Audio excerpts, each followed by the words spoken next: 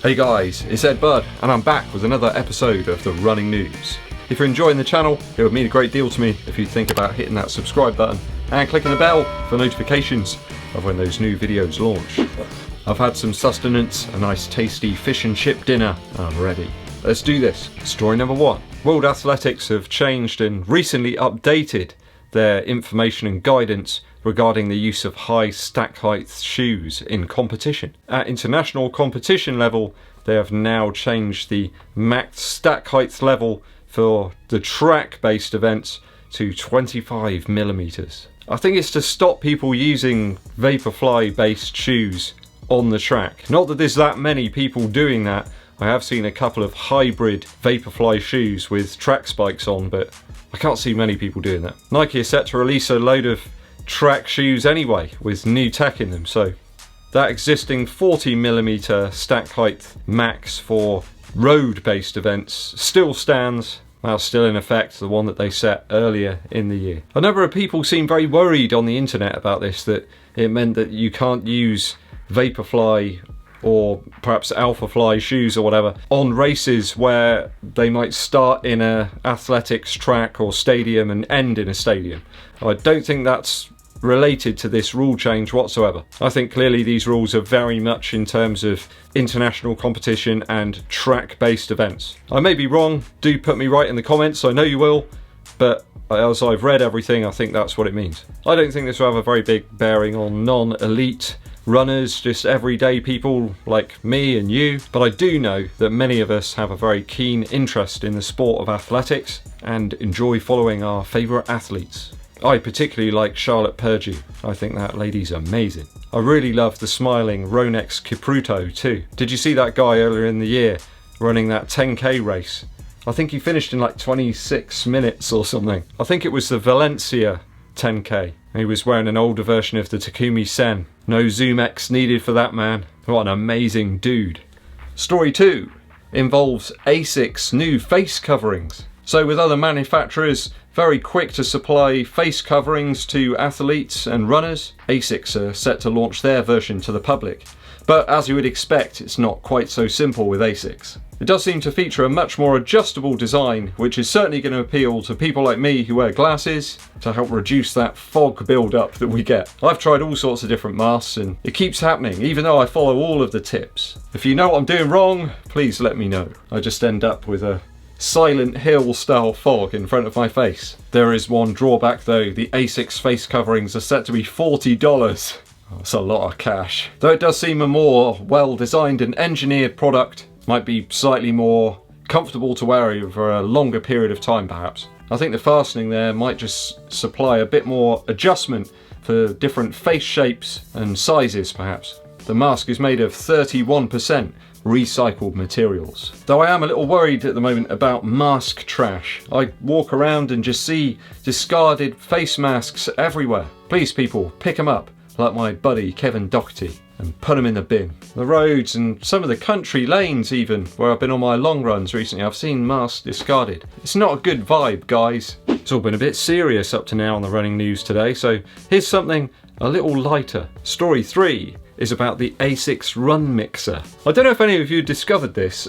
I stumbled across it by accident, but Asics released an app where you can use it on your run and it generates music dependent on your pace. It's very intriguing. So I think it takes in data about your run, like your cadence and pace, and then starts to generate random music. I mean, it's not completely random. You don't get like trombones and flutes and French horn mixed with, you know, some house beats or something like that. It produces some sort of dance-based stuff along to your run. I did try it out temporarily, but I wasn't massively keen on the completely random nature of it. You can actually store the tracks that have been created on your run and play them back, but I don't think that they're a very memorable sort of thing. I'm not sure you go back and say, oh yeah, I'll listen to the track, you know, from the 27th of July 2020. That was a really good tune. I think they're more to provide you with some type of sound to compel you to continue running. Like I say, I tested it out and it produced some pulsating beats and some techno style sounds based on what appeared to be my arm swing. But what I'd suggest is if you're a runner perhaps and your arm swing's not quite so consistent, the music's going to change tempo very rapidly and erratically. I think I'd prefer a few options to change the genre of the music generated. I don't mean like to produce like a country track or orchestral music, but just some different dance genres. I think that would be good. There's nothing like that. You just hit start and that's it. It just starts to generate music randomly. I think the synthetic sounds produced here might not be for everybody's taste, but a curious and interesting piece of software nonetheless. Might be worth checking out. It might be a complete dud for you, but I've let you know. The Asics Run Mixer. Story 4. The London Marathon. Will it be on? Will it be off? Who knows? So another message to London Marathon participants from organiser Hugh Brasher has done little to supply any clarity as to whether the race will be on or not. Those who are registered to run the race would have received an email from the organisers that advises they will need to wait another 10 days to find out any more info. It sounds like there's a huge number of discussions going on with the organisers and London-based organisations as to whether they can make the event happen safely. It does mention obviously those changes in mass participation events which came out on July the 21st. I think the current delay appears to centre around health and medical issues, perhaps some of the organisations that need to be available to ensure that people are safe if there are any people that require medical attention on the day. And I do recall in the guidance issued last week that everybody who possibly has had the virus needs to be screened to check that they're okay and that they're able to actually take part in the marathon.